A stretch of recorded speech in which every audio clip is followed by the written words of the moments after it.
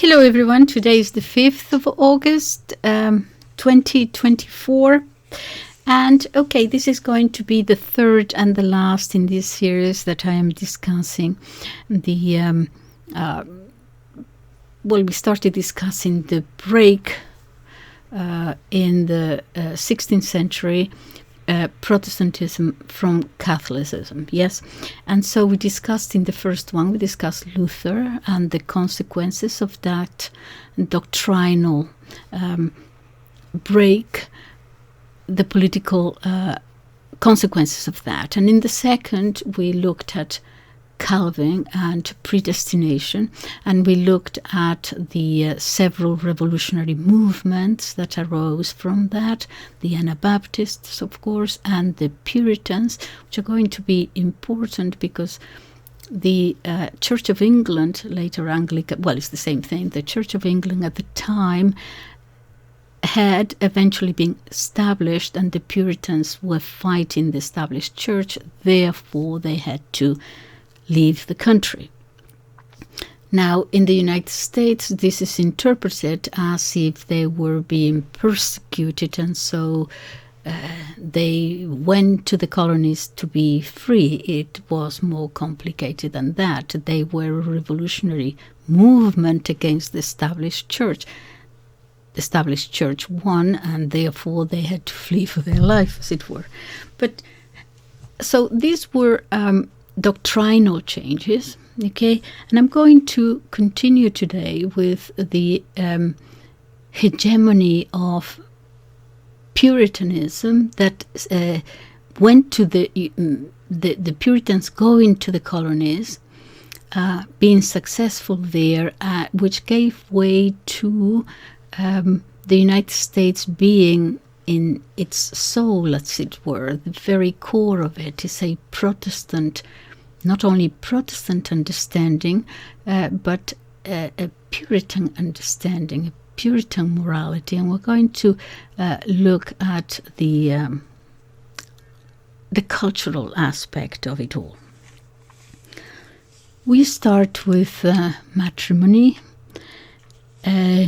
Okay, you remember that Luther, to begin with, had not agreed to the seven sacraments in the Catholic Church. He retained 2, baptism and the Eucharist. He did not really believe himself in the in the real presence of Christ in the Eucharist, but he allowed it as a symbol, and he wasn't terribly much against if you believed it, that would be okay, kind of thing. He himself personally didn't believe in it. So matrimony was no longer going to be a sacrament, therefore it became a civil contract. As an anecdote, you may have not noticed that in Catholic countries, you wear your ring on the right finger, not the left. Not in all. France doesn't, for example, but we know now the history of the fights in France and the French Revolution and so on. But for the most part we do, because traditionally, going back, time, the right side was always associated with God and the church, and the left side with Caesar and the state and so on, politics. So you continue to wear it on the right. Another anecdote is that when we get married, the bride is not given to the husband. You enter the church together and you leave together. No one gives anyone to anybody. You give yourself to each other. Yes, so the priest doesn't marry you. You marry yourself. Yes, so your father doesn't give you away to your husband. You give yourself, and he gives himself to you. There's some little differences there.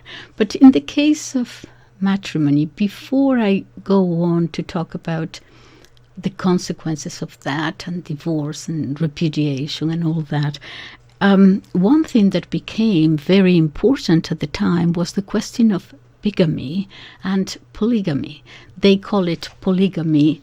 Every time they refer to another wife, they call it not bigamy but polygamy, but they're talking about the same thing.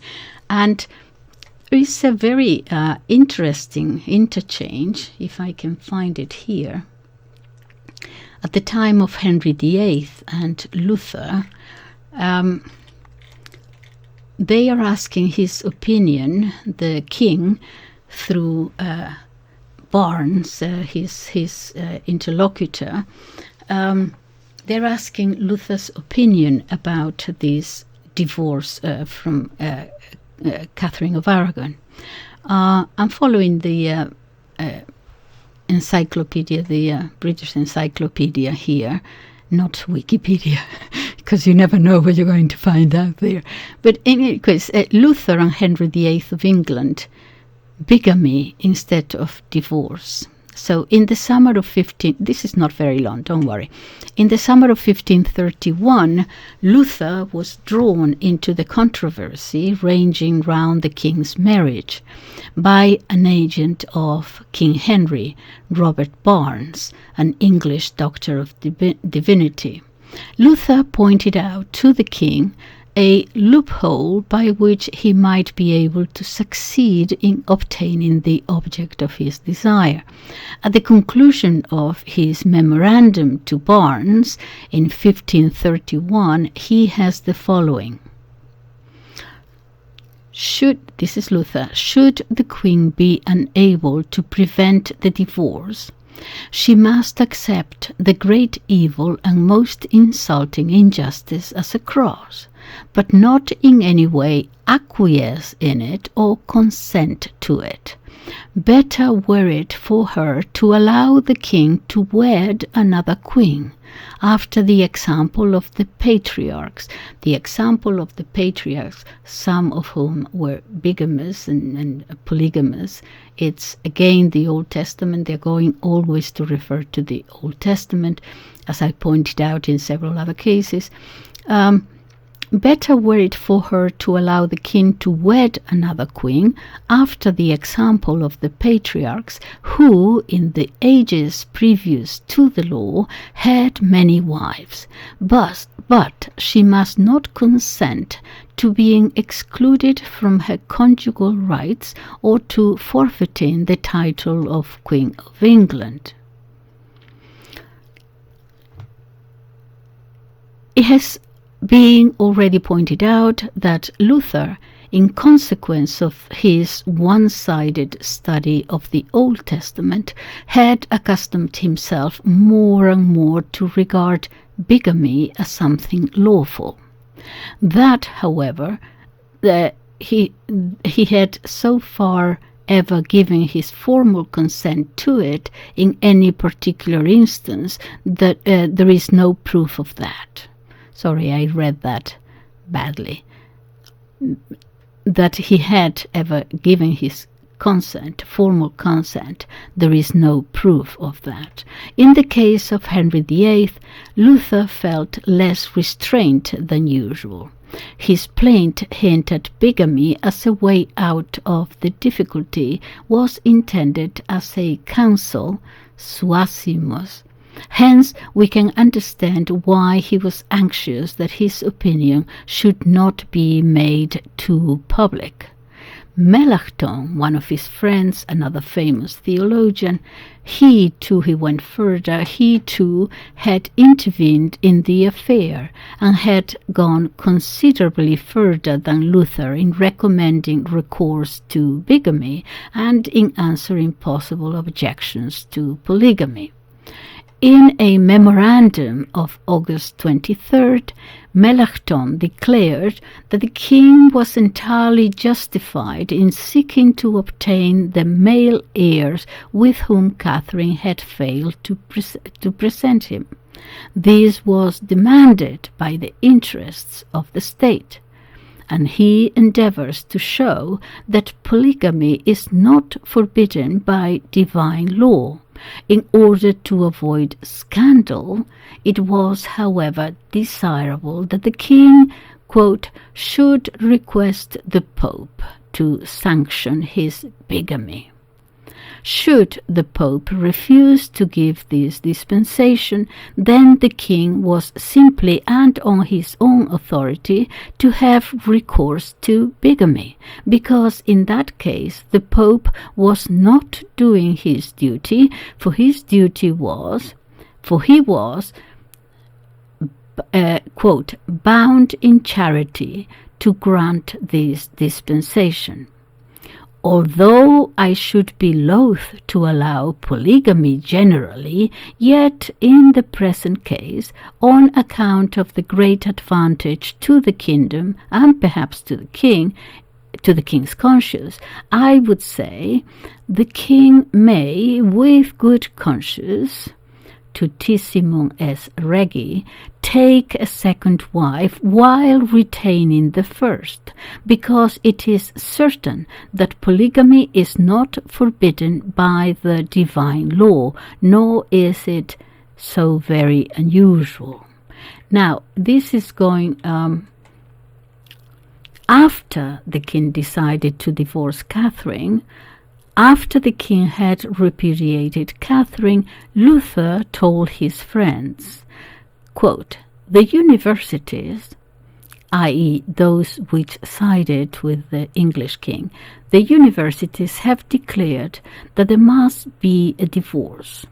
We, however, and the University of Louvain decided differently.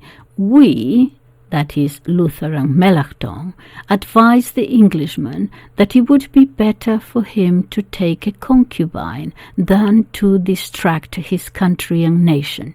Yet in the end he put her away. Okay, so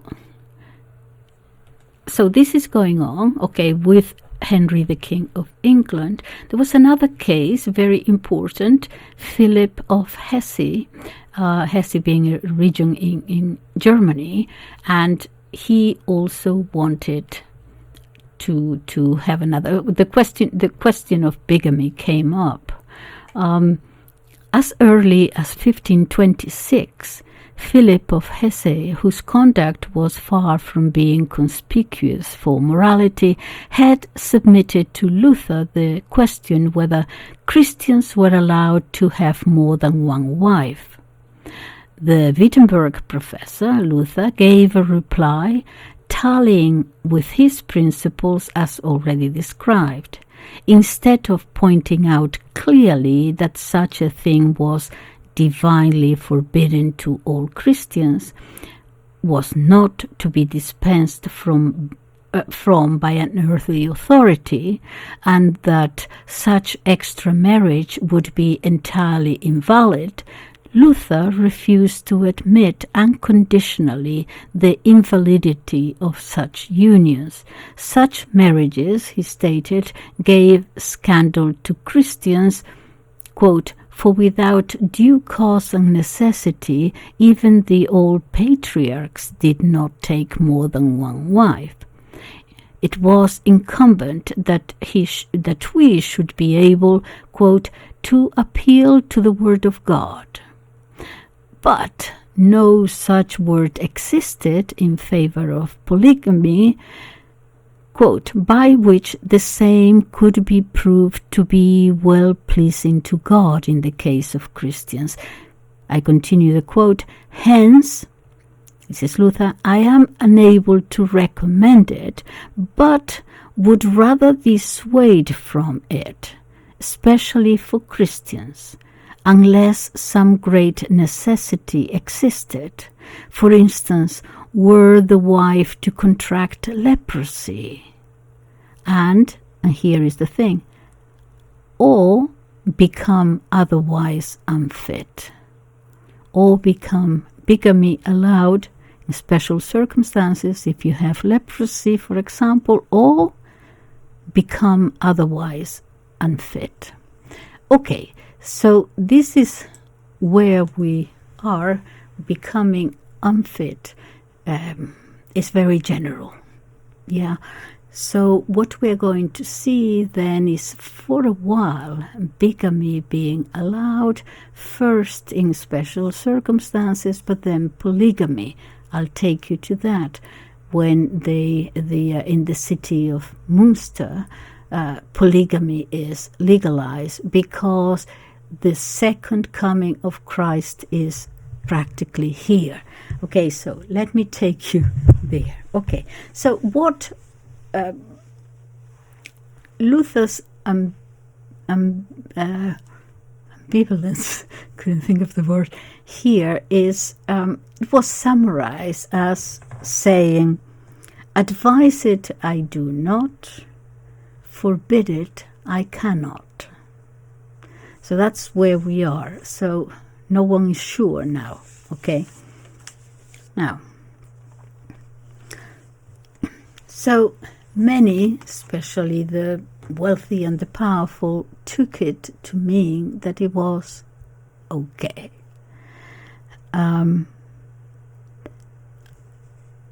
We continue, I think I have said before, with this duality in Protestantism, the public morality and the private morality. We find that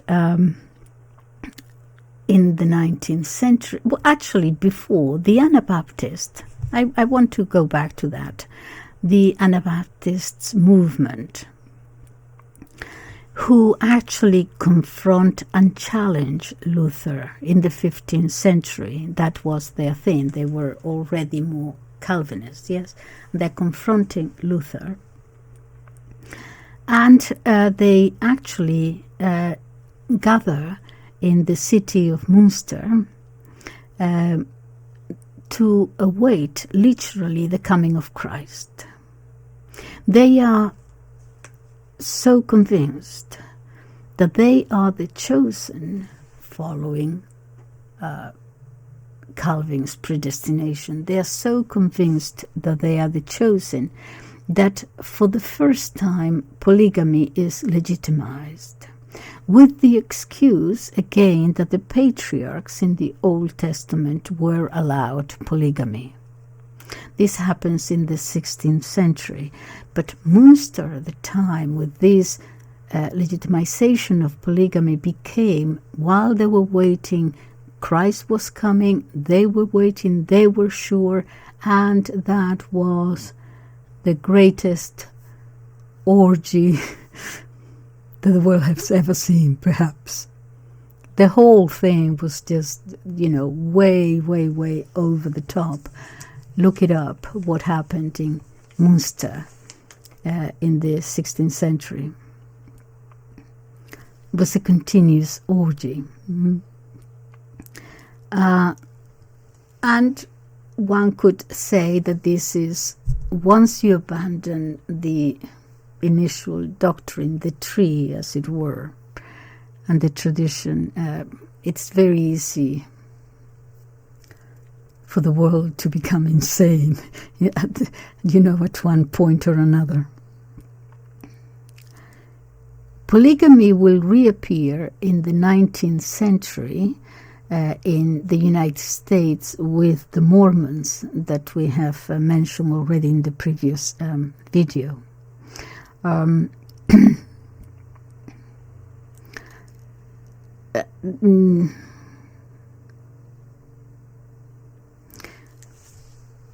they will maintain actually the same reply, the same response about the patriarchs. However, later on they will deny it, they will renew of it, because they're anxious to become part of the United States political environment, the political structure. Yeah, so they accept that is no longer is applicable to them, so that they would be able to be given the monopoly of the state of Utah. We know, however, that is still very minimal practice today, especially in ultra Mormon groups. And we do know that because there is a problem there, that you see the pool is quite small, and there are a lot of babies being born with difficulties, genetic disciplines. Many leave, and the pool they're intermarrying. What used to happen with the monarchies of Europe in the Middle Ages. So they're intermarrying, and there are a lot of problems there. But this is, I believe, is just with the ultra Mormons. The others have accepted monogamy. So it is not, let's go back to matrimony, is no longer a sacrament, so it is a civil contract. And so, being a civil matter, there should be no problem in breaking or terminating that contract. Okay, if certainly both partners agree, no problem. And if they don't agree, well, you can discuss it and reach a solution, an outcome to which both agree. But however, even though this is allowed now, divorce is going to be allowed. However, because of this duplicity of public morals and private morality, okay, Protestantism needs to continue to be seen as triumphant, as it were. So divorce, even though it was the logical consequence, nevertheless it's being very much frowned upon. Yeah, remember the Victorian era. In the US, for example, not until President Reagan in the 80s, there had not been any divorced president. The president's marriage had to be absolutely, pristine, pure, externally speaking, at any rate. So marriage, in a certain sense, was saved, okay, with this appearance visually. And in the 19th century and beginning of the 20th century, the divorce rates were rare. At the beginning of the 20th century, there was an increase in divorce. 5% of marriages would divorce, and this caused a trauma. There were conferences and psychologists and theologians coming together, the families collapsing. The rate now, in some cases, you see is over 50%. In some other places, you read is up to 80% of marriages ending in divorce. But this, I think, is the logical road if you admit that it is a social contract, and as any other contract, it can be broken. Marriage is no longer a sacrament. So it becomes secularized again. But as I said, it was very much frowned upon. People prefer to continue to remain married and have lovers outside, wherever, But the appearance had to be maintained for social cohesion, if nothing else. But you see, appearances cannot be maintained forever. Not the fact that marriage, they see it as a social contract. So obviously, eventually, that appearance is going to be destroyed and show itself. It breaks down. In 1920, the Anglican Church held the Wembert Conference. The Anglicans debated the question of contraceptives and gave it the green light. And this is where we see the Anglican Church that had managed to maintain the appearance. They always try to maintain a certain similarity, as at least in appearance, to the Catholic Church. Liturgy and vestments and bishops and archbishops, not the Pope. The Pope, the equivalent of the Pope, is the head of the Church, is the king. But it begins to break now. It will, I think, implode in the 80s when this similarity was wrong, when they agreed to ordain first deaconess and then priestesses and then bishopsses, okay, and that is going to be the break, really, total break. They could no longer now come together, as it were, the two churches.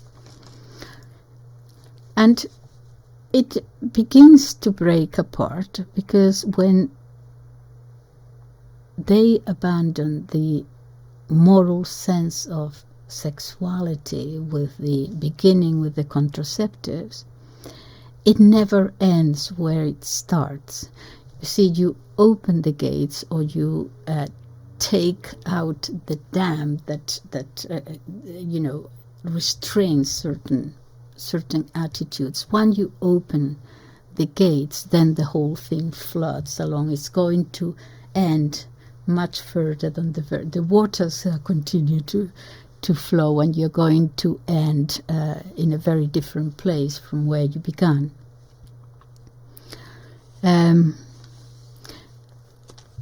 60 or 70 years later, this will reach the Catholic Church, the Catholic world too, with this Protestant hegemony of accepting all these changes.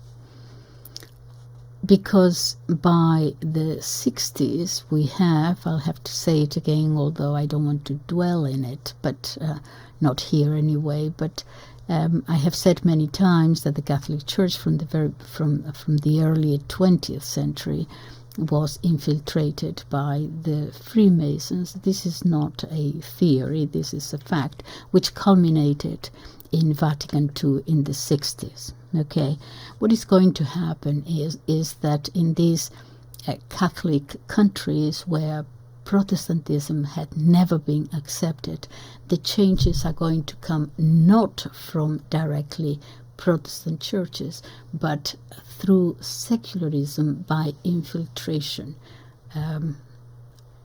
by secret societies. This is the case. Okay, and here we are now in total anarchy. So I'm not putting the Catholics as an example of anything. Although I have to say that I'm actually in a sort of funny way, actually quite glad that what is happening now, because it has taken everything to the extreme. And so you know what is going to happen obviously is a renewal. Cannot go any further in that direction, because I don't believe that the Catholic Church is going to end forever, because its founder, who was not a king or a theologian, his founder was Jesus Christ himself, will not allow it to die. But it will take her to that extreme, the logical consequence of all this that she has done or she has not done or prevented from doing, and in order for yet another renewal that it needs to do. So I'm not putting her as an example of anything. At the moment, the Catholic Church is in total anarchy, so no example to anybody, but it will be reborn. Okay, that's my belief anyway. Okay,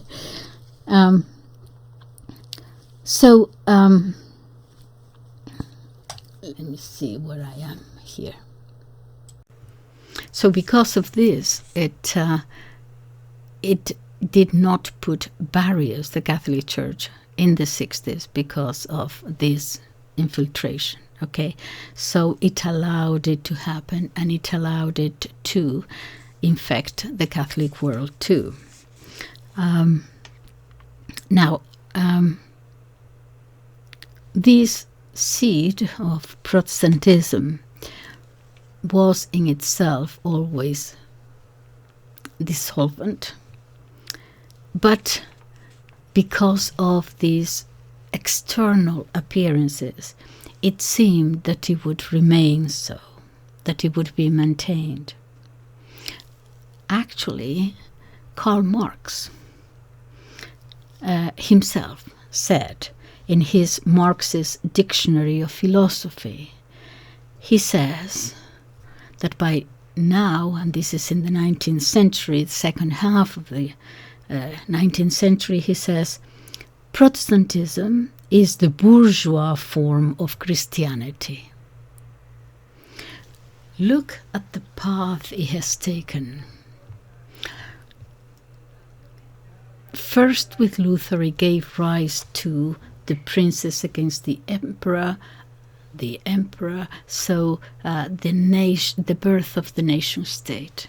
Then Calvin and his doctrine eventually would give rise to these revolutionary movements from below, no longer the aristocrats against the emperor, but the, I don't want to say bourgeoisie because of that it didn't exist at the time, but the new business, and the workers too, rebelling against the aristocrats. Okay, we dealt with that in the previous video. But now, instead, Puritanism, for example, instead of being that egalitarian form of Christianity that was supposed to be, ended up now in appearance, and Protestantism, says Marx, who deals extensively with the working class and the bourgeoisie, says Protestantism is the bourgeois form of Christianity. How can that be now, bourgeois? Bourgeois morality. Well, what it means is that it has finally become secularized, and my being a good person becomes, okay, I get married, I don't commit adultery, I have my children, I work hard, I take my children to private schools, I do well, I am a member of certain societies, I'm perhaps the head of a club, business, I do okay, I don't cheat too much on taxes and so on. Okay, so I am a professional.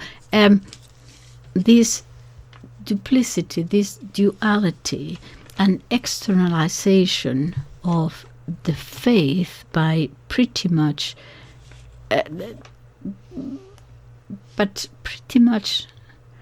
unconnected with an internal spiritual life. There is a disconnection here that has come down to us.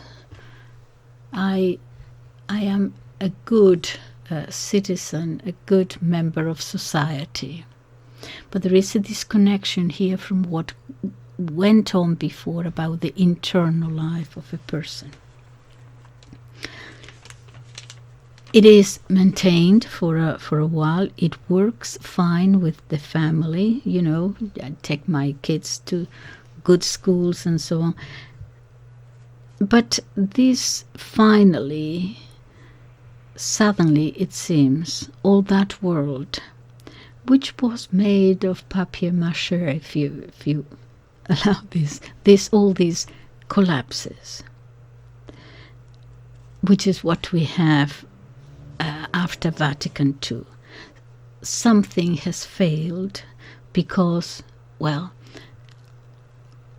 the morality of sex and the family and so on, because perhaps it didn't exist, or perhaps it wasn't there to begin with.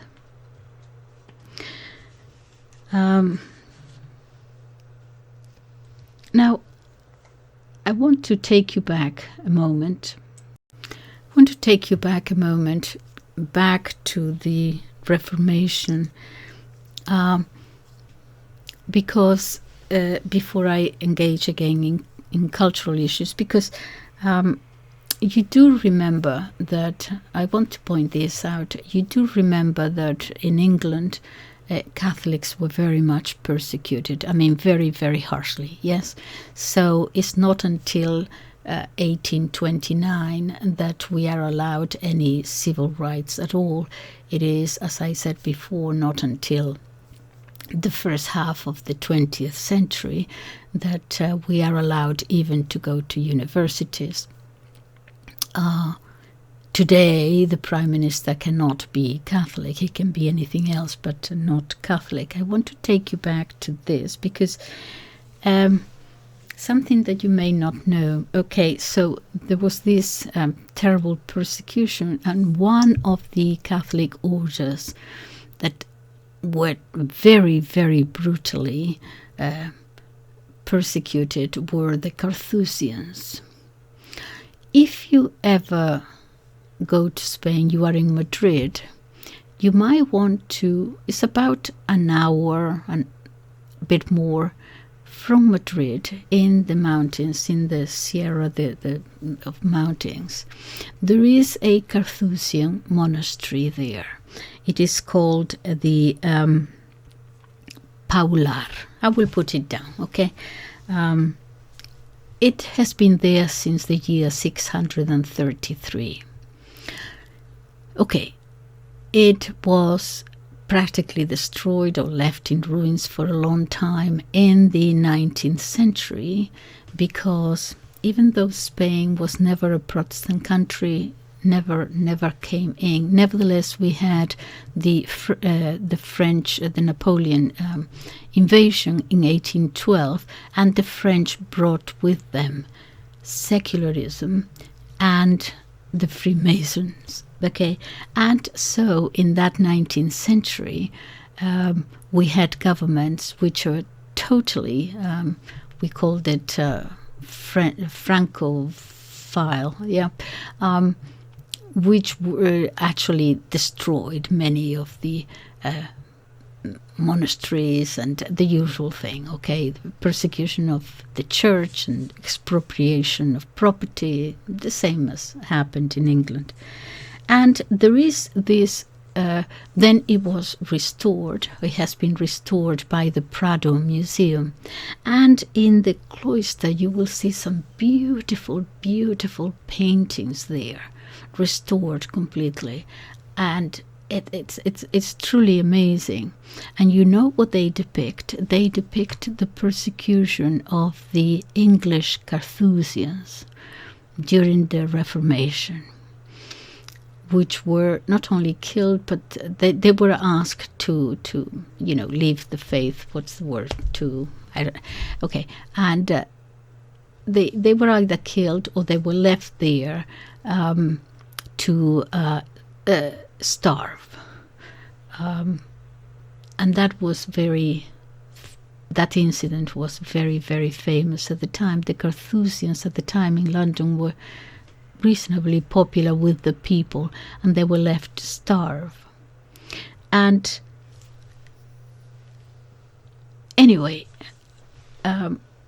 you know what's in there, in the where that old Carthusian monastery was? You know what has been built there? The British Museum is what is in there now. Okay, I just tell you as an anecdote. The Carthusians were dealt with. They disappeared completely, okay, from England. Okay. Okay, so if you're ever there, go. Try to see it. It's in a beautiful landscape. The scenery is fantastic on a mountain range right at the top and everything. Okay, let us go back then. So because you're talking about culture.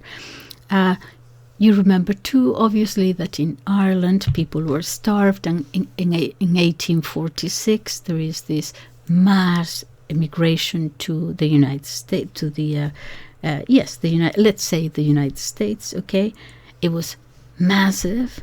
And this, remember that it was the Puritans there that are in political control. This created another wave of anti-Catholicism.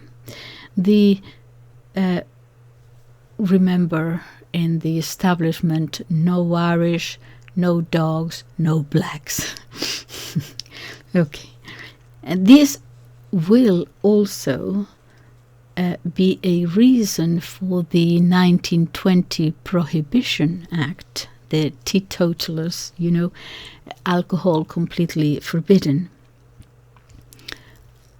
which is very strange to a Catholic, the prohibition of alcohol. It doesn't mean that we are for excesses, or it's okay to get drunk and so on, but say, for example, wine is always associated with one of those enjoyments that the Lord has given us, as it were. Graham Greene, in his book, it says that there is nothing better when you've been hiking in the mountains and so on, to sit down for lunch. And the perfect meal is bread, cheese, and a good glass of wine. We do not disparage wine. It is a natural fruit of the earth, as it were. Of course, if you use as anything in excess, it's a problem. But the problem here, do not overlook the fact that at this time there are a lot of Irish immigrants in the United States and a lot of Italian immigrants to the United States. Okay, so the prohibition of alcohol. Remember Chesterton? Chesterton said, in his usual, amusing way that he has of saying things, he said, when they asked him, why in the 1930s, why did you convert to Catholicism? And he said, well, it's the only religion that allows me to have a good glass of wine and not feel that I have sinned. I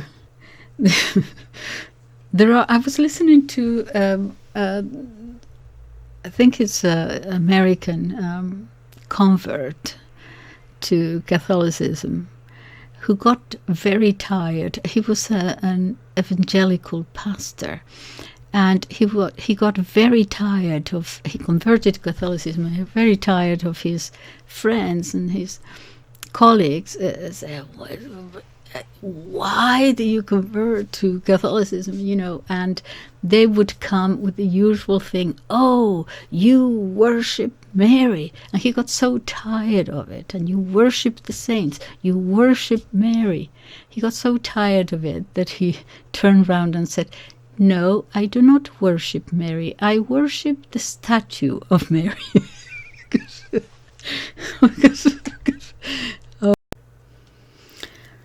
So going back to the cultural aspect of it, I mentioned prohibition and I mentioned all these things because there is a certain, something is retained, and it is a rather authoritarian kind of attitude to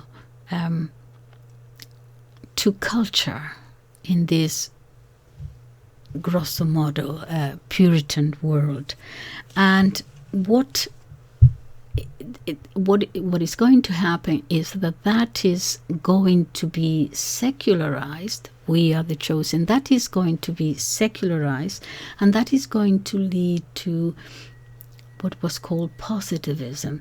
In other words, salvation of the soul proposed by Luther and proposed by Calvin is now going to end up through secularization to this self-realization, optimism, success, work hard, achieve things. It is no longer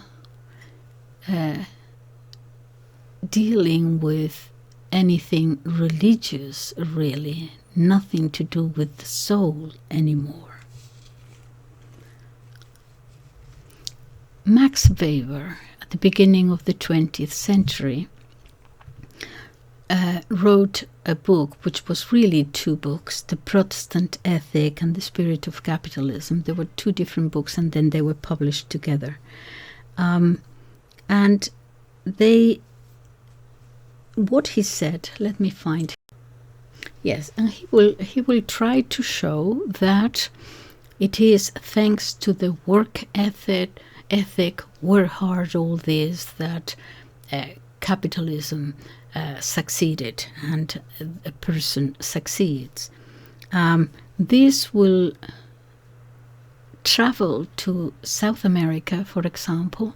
It is called Northism, from the north. I'll deal with it a little bit more at the end, in that it is seen, and they agree, that the north is rich because it's Protestant, and here we are miserable ones in misery because we are Catholic. Not among the whole, all the population, but certainly among the elite. When they complain about the United States always inflicting them, well, it's not only the United States, it is the elite that agrees with that. We'll see more about it in a second. In any case, going back to that duplicity and that duality, perhaps I should say, of the external and the internal, and the external will become totally secular, they have to show, nevertheless, that among the saved, there remains this thing about the chosen, the elect, the saved, and now you're going to externalize it, externalize your purity, as it were, by this disassociation. There is a disassociation of external codes now that kept the lead on. And now what is going to happen is that because of secularism, no longer concerned with the soul, that they're going to look for other ways to redeem mankind, as it were, redeem mankind of its miseries. Let me explain. For example, institutions like the Salvation Army, or later Alcoholics Anonymous, that sort of thing. Okay, good associations, nothing wrong with that. But it's a form in the secular world, is a form of purifying people of their vices and of their sins. Alcohol, drugs, deficiencies of whatever kind. In the logic of everything is united, alcohol, divorce, all these things, all put into the same pot. What is not sought is the salvation of the soul anymore. Nothing to do with the soul. Now is to do with externally purifying the body. This is going to also be found in one of, I would say, the most dangerous sects in the United States, the Seventh-day Adventists. For example, that led at the beginning by Helen White, who believed actually that he or she convinced her followers that her writings had as much validity as, because they were revelation, as sacred scripture. And it is the first time now that we are going to see, going always back to the Old Testament, that we are going to see a specific diet. For example, imitating the Mosaic laws in Deuteronomy, Leviticus, and so on. A diet, no meat, or presented in food presented in certain ways, okay, under certain conditions. Why do I say this? Because we now see in the 21st century a flood. I think we are flooded with it. A sort of a moral post-modernism, moral post-modernism, nothing to do with the soul, but to do with, again, the body, the purification of the body, totally secular. But it comes from Calvinism and Puritanism. Always a fight against the smoking, a fight against drink. Symbols that continue to tell you that if you are good in this way, you are among we would say the elite. Used to be the saved, the elected, or the chosen. And if you are not, if you don't follow these rules, then you are there, you are evil, you're part of the condemned, it used to be, okay? So this is going to produce a kind of anxiety. How do I know that I am amongst the saved and the elected and the chosen? I mean, if I lead a healthy life, if I don't fall into these vices,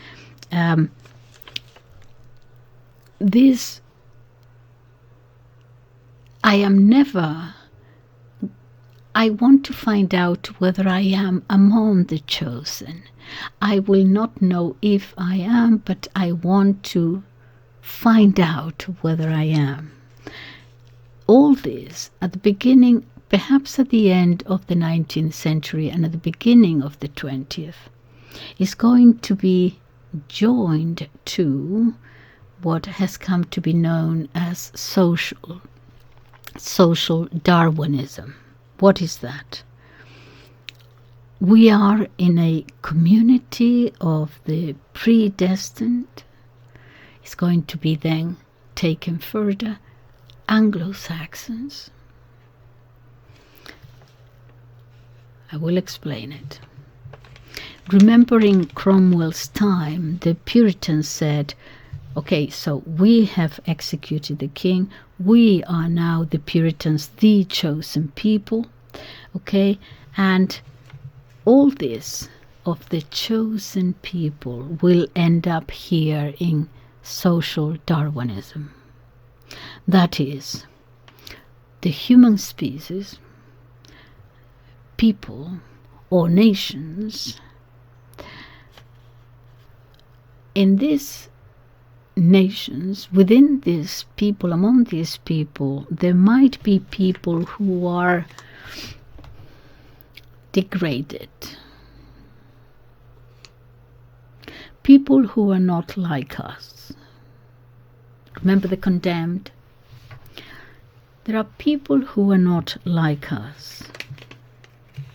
This will end up, even in the very early 20th century, in ideas of euthanasia. This is not new.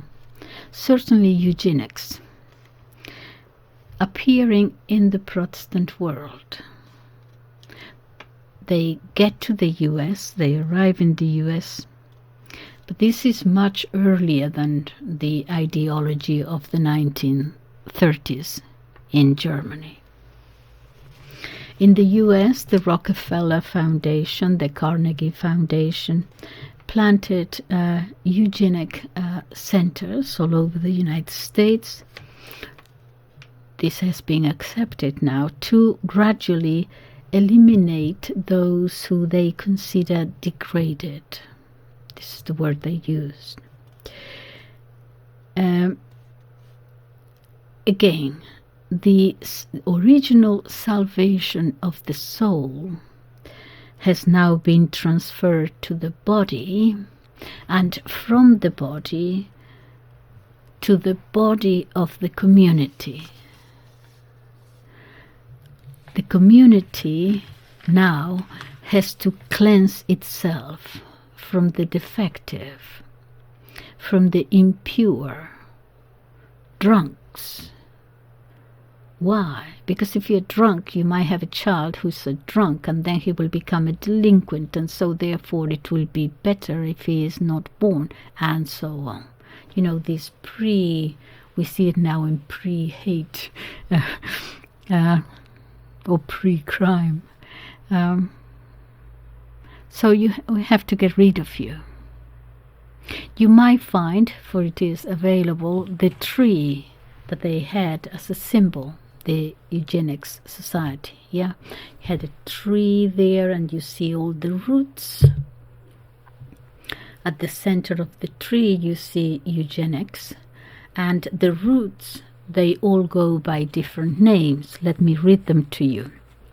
Different roots of a tree: biology, genetics, psychology, medicine, surgery, psychiatry, religion, sociology, politics, statistics, history, mental testing, the IQ is going to come from here, geology, ethnology, anthropology, etc., etc.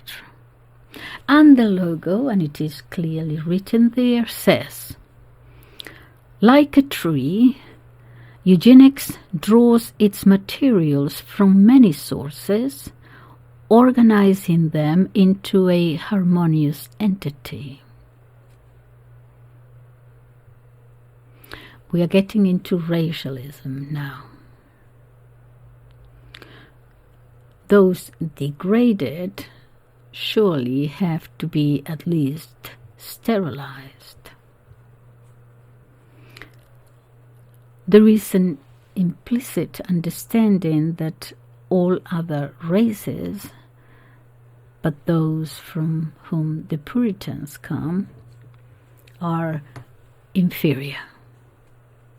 And this is, you go immediately to Africa. No, you don't need to go there. The people of Southern Europe, those Catholics, including the Irish, of course, not in Southern Europe, but nevertheless they're Catholics, but, Italy, Greece, Spain, all those, inferior. So are the Slavs in Eastern Europe, inferior. I sometimes wonder about Poland, actually, because they are so much there nowadays in politics, doing the United States bidding, as if the United States will ever admit them wholly, 100%, as their equals.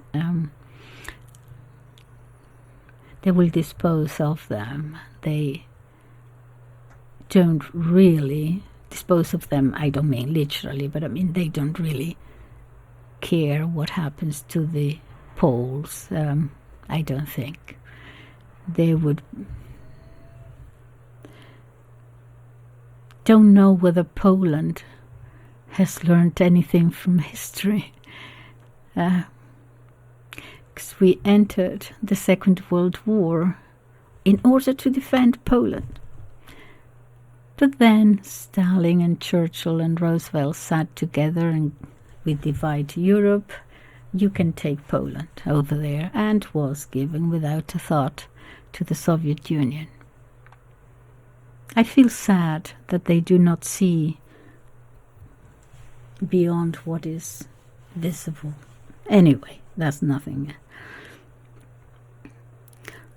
But there is a thing there at the bottom of it all which is very racialist.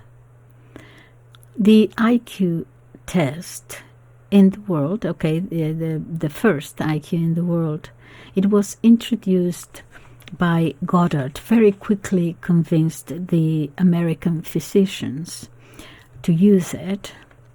By 1911, it was introduced in the public schools. By 1913, they had tested all the immigrants arriving to Ellis Islands. By 1914, it became the first,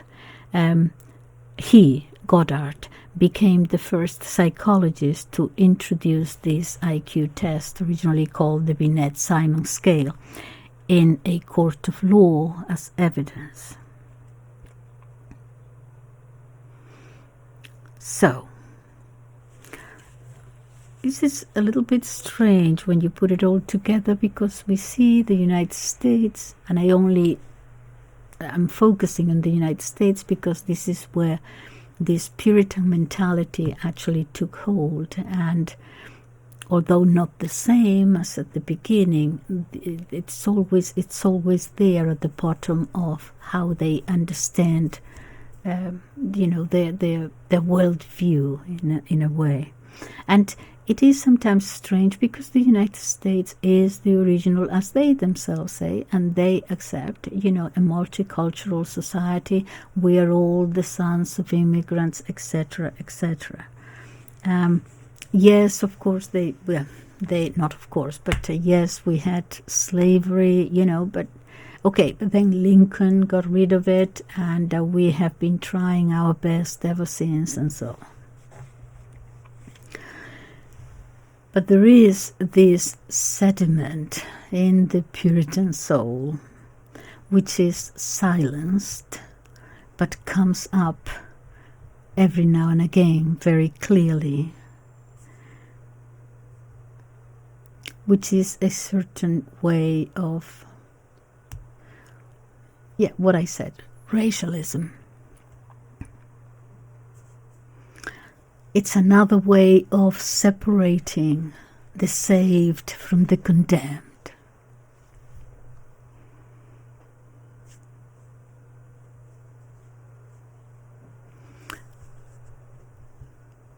In the Second World War, there were black soldiers and white soldiers, and it was not really until 1948 that they were separated. The blacks could not be promoted or anything like that. Never mind, let's leave it there.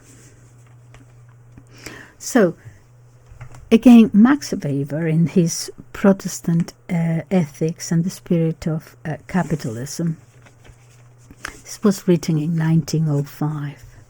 It was a very successful book, and it is studied today by every A-level or even GCSE student. Okay, you have to read this in sociology or become aware of it.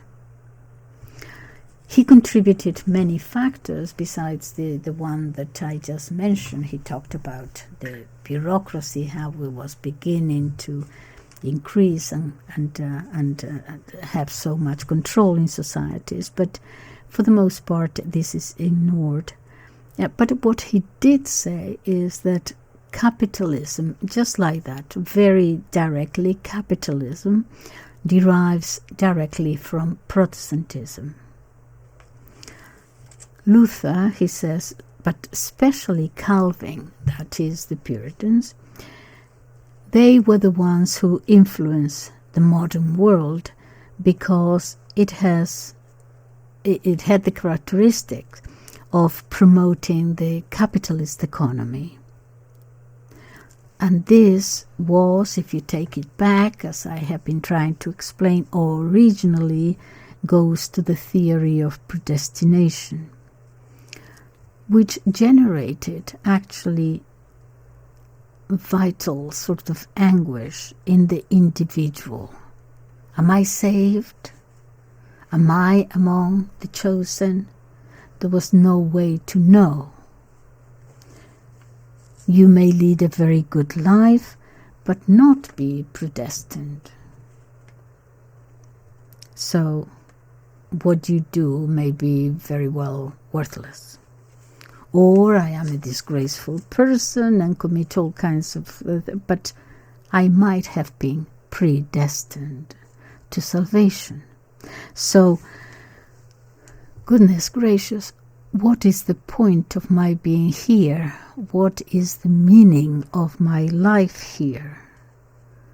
Why am I here?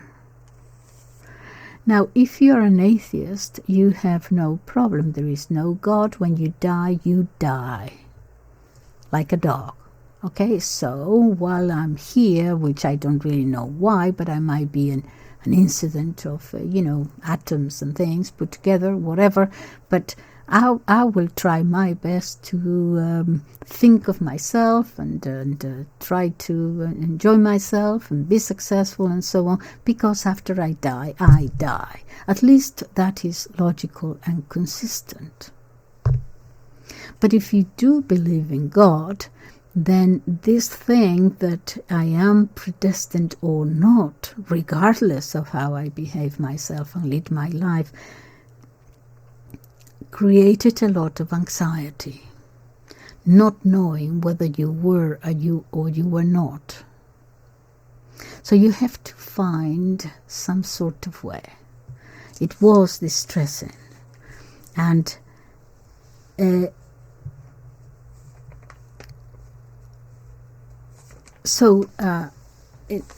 me hold on.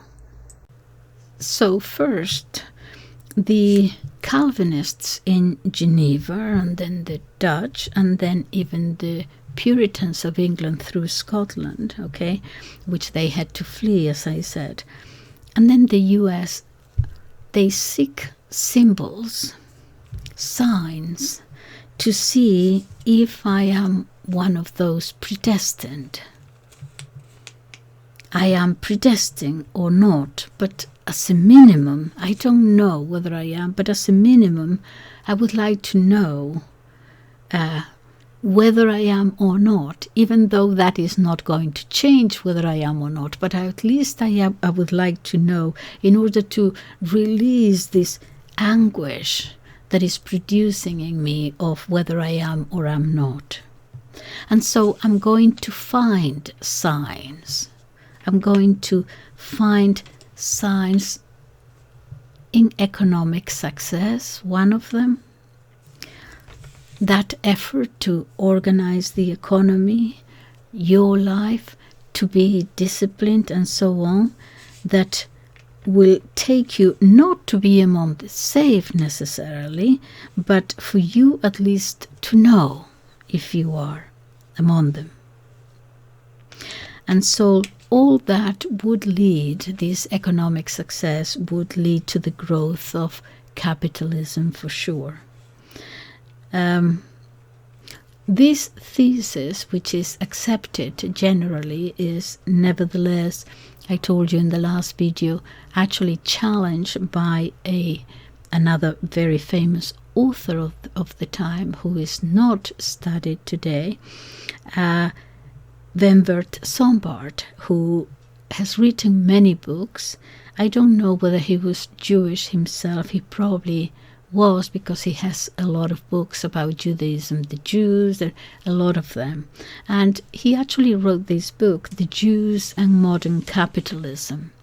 And he challenges this theory, because he says even in Geneva and in Holland, they wouldn't have been able to do very much had it not been for the help of finance that the Jews provided. And he gives examples of why these nations were absolutely, it was a disaster economically after so many wars, and he describes them. And he says it was not that. Don't forget that without this other outside financing, you wouldn't have been able to do very much, because we see in Cromwell how the Puritan and the Jewish financing comes together to coalesce.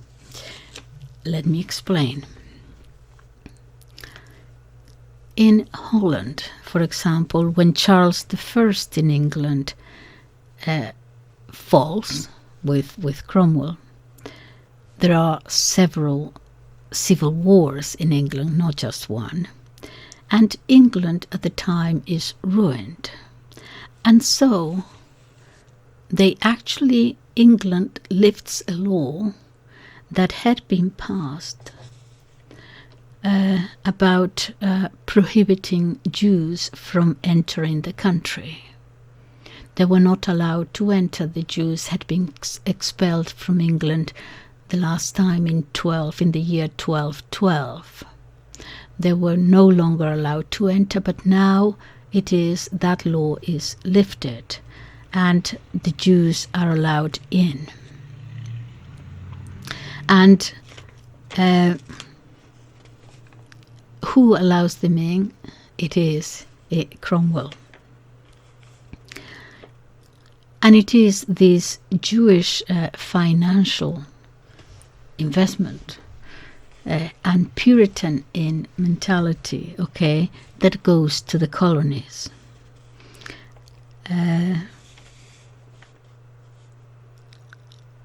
I don't want to talk. I had a long example here about Latin America, perhaps for another time, but I have already mentioned it, how this the ruling classes, the ruling elites of Latin America are part of this.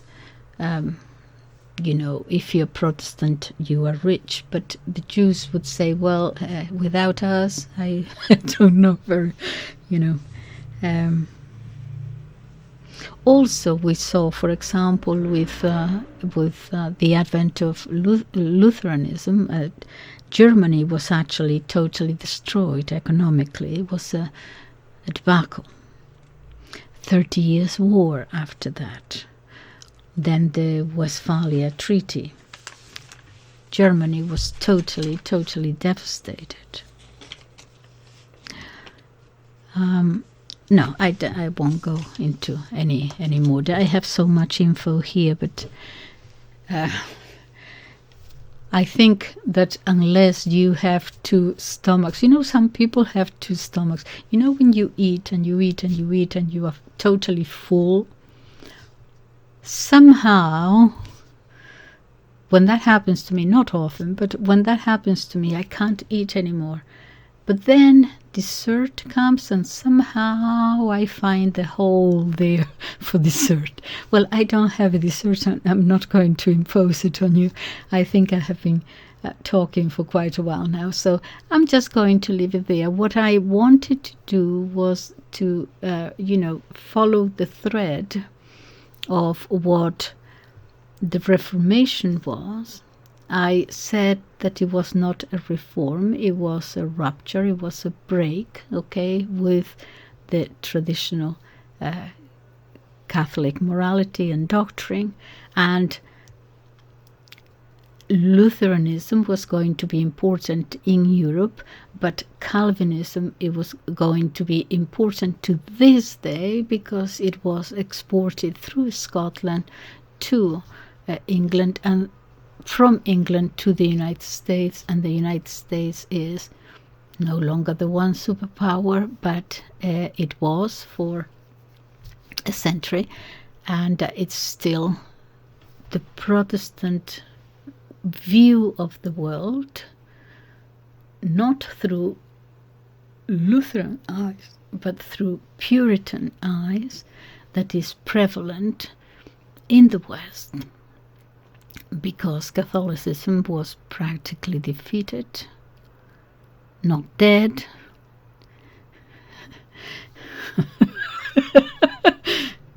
but for the time defeated, and the cultural hegemony is Puritan, and that is the connection that I wanted to make. Okay, well, thank you for listening, and bye bye.